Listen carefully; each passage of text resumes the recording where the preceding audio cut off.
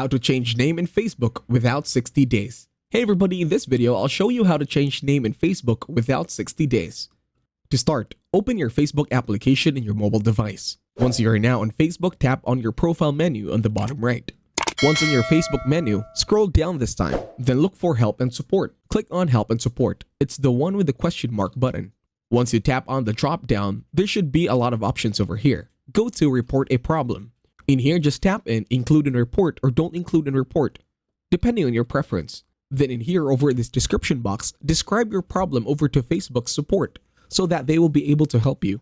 So go ahead, take your time in typing, or you could wait for me to finish typing and then you could copy what I have over here at my screen. Once done typing as well, you can also take a screenshot so that you will add an evidence as to what your problem is. Once you are done, click on Send on the upper right.